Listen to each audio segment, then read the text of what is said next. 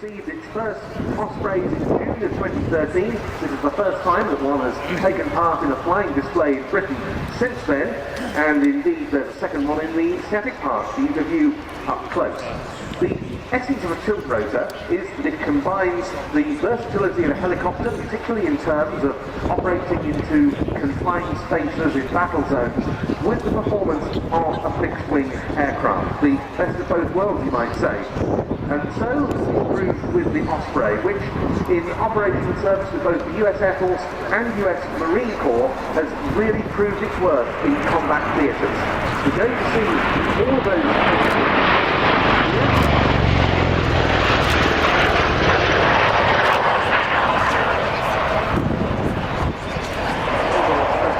work as performed by the CV-22s in service with ATSOC, Air Force Special Operations Command. Well, we've seen a transition now into what we might call helicopter mode. You can see that the rotors have now gone vertical. The engines, a pair of Rolls-Royce Allison AE1107C turboshafts of more than 6,200 shaft horsepower each. The first flight of the prototype Osprey was made in March 1989. Have you seen the US Marine Corps received its first MV-22B model, which we've seen here at the Aircraft in the past, for training purposes in March 2000, and they became operational in 2005. The CV-22B models like this one of the Air Force were first delivered and shipped.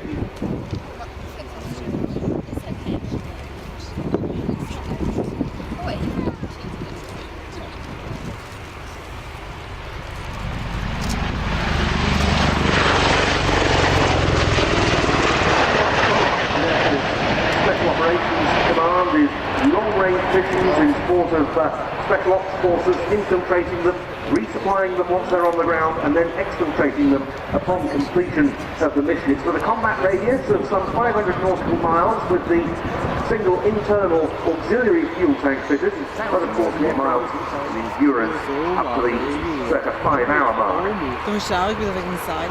On board, it's able to carry a 45mm machine gun on the rear ramp. We may be able to see that when the aircraft comes to the hover and manoeuvres in front of us.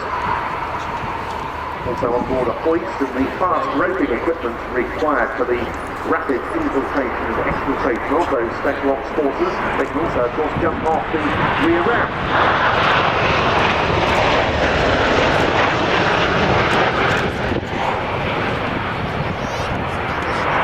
Between this CV-22B and the MV-22B operated by the Marine Corps are numerous. This one has more fuel capacity. It's also operated by 4 crew members as opposed to the 3 in the Marine Corps Ospreys, 2 pilots and 2 flight engineers.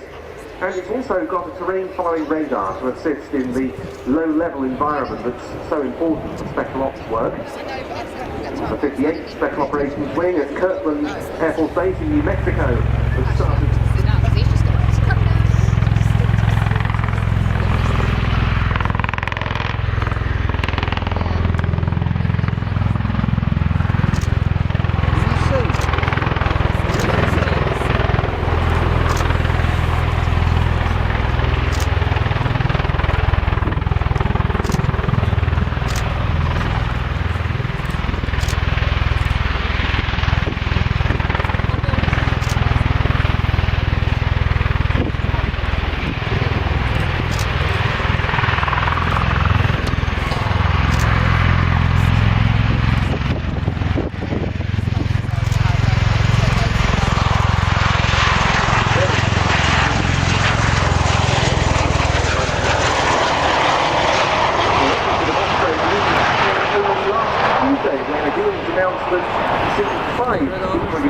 Being supplied to Japan.